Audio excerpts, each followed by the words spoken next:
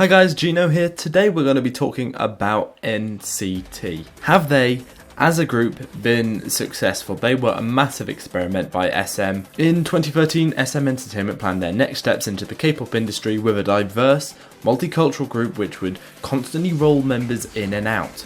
By the time 2016 rolled around, the ideas had come to fruition in the form of NCT. The setup would be simple. One overarching group split up into subunits, based in different cities and appealing to different markets. Very simple. NCT debuted in April 2016 with the Seventh Sense. NCT 127, the Seoul-based group, debuted in July with Fire Truck.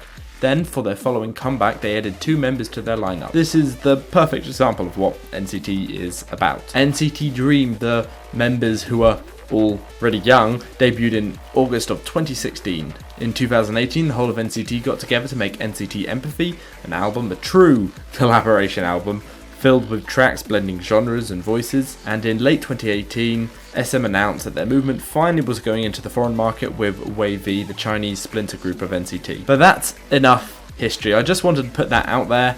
It's time to answer the question in the title. Has this been a successful decision? Has this experiment worked? Many people made fun of and derided this idea, myself included. It felt hollow. How could you get to know and love the members? Debuting kids as part of NCT Dream, surely the music wasn't going to be good. I just couldn't see how this was going to work and be an effective way of selling music. Well, let's look at the stats. NCT U, their most famous release was The Seventh Sense, which as of 2019 has sold 48,000 copies in Korea alone, which is a superb number for a debut group, but when you compared it to EXO's single numbers at the beginning of their career, it's nowhere near really. NCT 127 debuted with a self-titled EP which sold over 111,000 copies in Korea and more in Japan. This number increased with each album release, reaching over 160,000 for the EP Cherry Bomb. These are really good numbers, however they're still nowhere near EXO's numbers. NCT Dream had a tougher start, selling only 95,000 copies of their We Young album, but in their second EP, we got a solid over 200,000 copies, which is a very respectable number. However, these were all EPs, and in general, EPs sell less than full albums, so the real test came when the full studio albums were released. In 2018, as I mentioned earlier, NCT collaborated together to release Empathy 2018, which sold well over 360,000 copies internationally, a very impressive number. NCT 127 also released their studio album Regular Irregular in the same year, selling over 300,000 internationally. Now these numbers are very good. However, as I've previously mentioned, they never hit the sales heights of EXO. However, looking at other SM groups such as SHINee, the numbers are strikingly similar, leading me to not use EXO as a standard but as an exception. EXO and BTS are by far the highest selling groups ever, and therefore shouldn't be used to judge others' sales. NCT have been successful based on their own sales. But what about music quality? Of course, this is going to be subjective territory, so please remember opinions. In my opinion, NCT 127 make the best music out of the subunits. They have a nice blend of genres with some experimental sounds. They do hip-hop EDM sounds incredibly well. NCT Dream started off appealing to a younger age group. However, their recent EP, We Go Up, they attempted something different with more mature sounds, which also lines up with an increase in sales. NCT Empathy, it was a really strong album with some superb songs, production was solid. The only thing that let it down was the collaborative nature, which meant sonically it was disturbed and all over the place. NCT make some good music.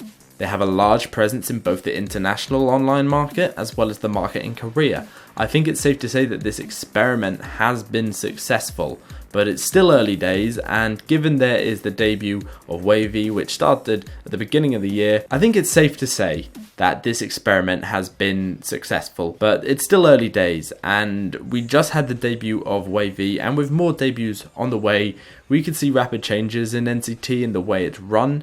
I'm excited to hear their new music either way, and in the end that's all that matters. NCT for me are one of the more interesting groups, because I feel the way they are made up, it's very, very hard for them to get the same amount of respect a group such as Stray Kids are getting at the moment. I feel like people seem to think NCT are just mechanical, and I can understand why people would have that sort of a view. You know, SM really have structured them in a way that makes you feel like they don't really have much opportunity to show off their own skills. However, NCT are pretty self-sufficient, and it's easy for people to label NCT as unself-sufficient because their members aren't really involved in production or writing or putting together the songs, but I don't think that should just be how you view them as a group. In the end, people like this, the members in NCT, they are performers, they're fantastic dancers, they're talented rappers, they are